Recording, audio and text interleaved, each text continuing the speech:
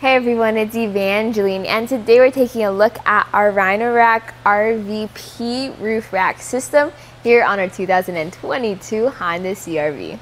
So you've got your CRV, you've got that versatility, but what if you also want to carry around some accessories like kayaks or a roof box or a roof basket? What you then need is a roof rack system. So this is a very sleek system. It's almost factory in how it looks, but it also has a great weight capacity and allows you to carry those fun accessories. Now this depends on what trim of a CRV you have, because some have a naked roof where you do not have rails at all.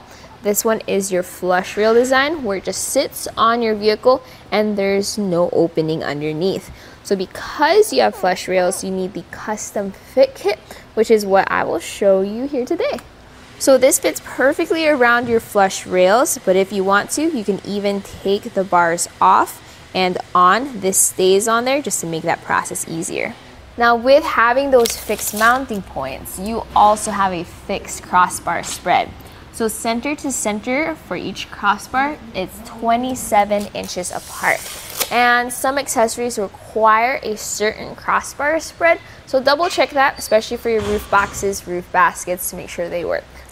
Let's talk about roof clearances. There's two measurements there. One is distance between the crossbar and the roof. The other is the height added to top of the roof. So distance between crossbar and roof is 2 1/8 of an inch. And then the height added is going to be 3.5 inches. So it's on the very sleek side. This isn't as much space as some other options. So if you have roof racks or roof boxes and accessories with clamps that go around, you want to make sure that they have enough space to do so. And then on top, your cargo, let's say you're carrying skis and snowboards, they only sit 3.5 inches above your vehicle. So with those extra tall bindings, you're gonna have to consider accessories that give you more lift. There's zero overhang as well. So if you're lifting things up and into or onto your roof rack, this is definitely something to consider. You can't put your accessories out towards the edge, but you also do have a slight ramp, so that might help you out. Now the security for this roof rack is you have these metal lock cores, key to like on the edges of your towers. So unlock that door, and you now have access into your T-Track channel if you're using T-Track mounted accessories, but this is also where you can take off your roof bars. If you are using your T-Track accessories, that's great because then you can maximize your crossbar length. They mount on top. The downside to the Rhino Rack style is with these vortex strips, so you have to take them out and then cut them around your accessory. So if you do have T-Track mounted accessories, go ahead, pick up an extra set of these vortex strips so you're ready. So for the amount of accessories and cargo you can carry with this, you have a 165-pound weight capacity, and the shortest distance, so between two towers here in the back, is going to be 35 inches. So that's how much crossbar space you have for clamps that go around the bars or for cargo.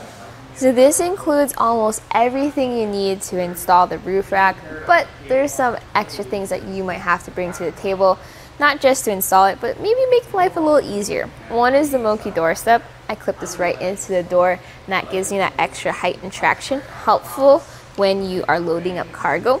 And then there's going to be a Phillips head screwdriver to tighten down those crossbars. You do get an included Allen key that has a T15 bit on the end, but I recommend using your own. And finally, get a 10mm socket or wrench. Now let's take a look at that install process.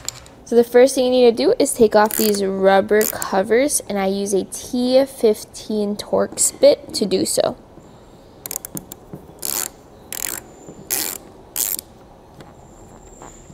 So to set up the crossbars and the feet, it is going to be a slightly confusing process at first, but it's actually very simple and I'll guide you through it. So the first thing you want to do is get those vortex strips and you want to put those in those crossbars. Then get your feet and use the included keys to unlock that door, and then get the feet lined up with your crossbar.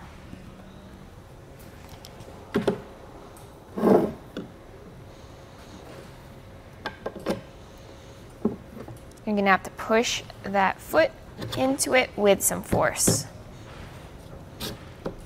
Now see that hole over there? Make sure that the hole in the tower is lined up with the hole in your crossbar. You may have to hit the foot again just to get that really lined up before you put your screw in there and tighten down with a Phillips head screwdriver.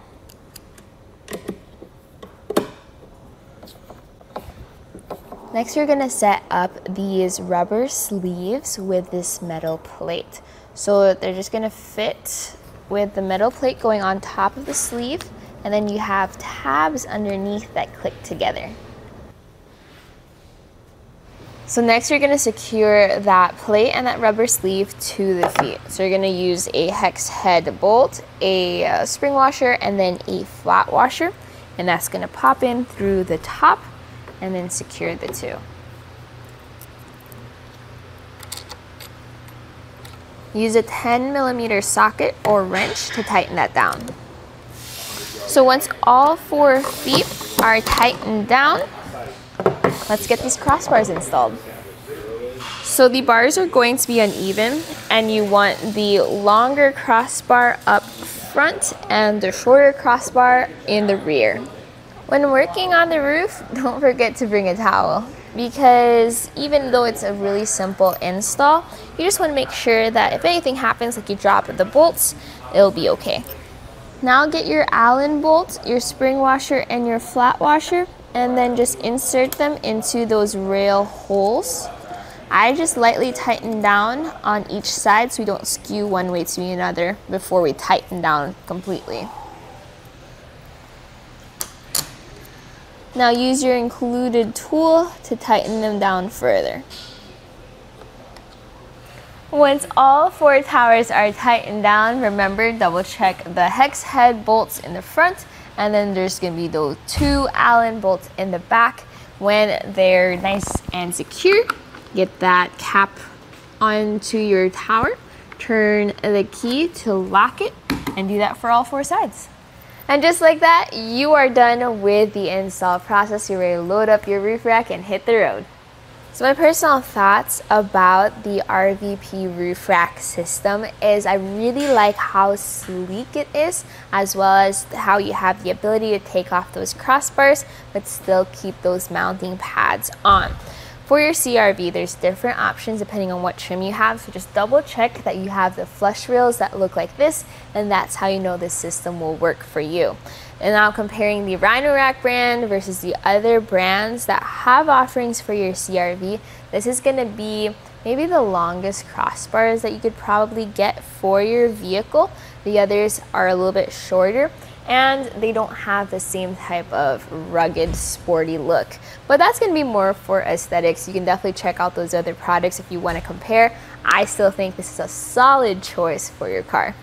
And that was a look at the Rhino Rack RVP roof rack system for your flush rails of your 2022 Honda CRV.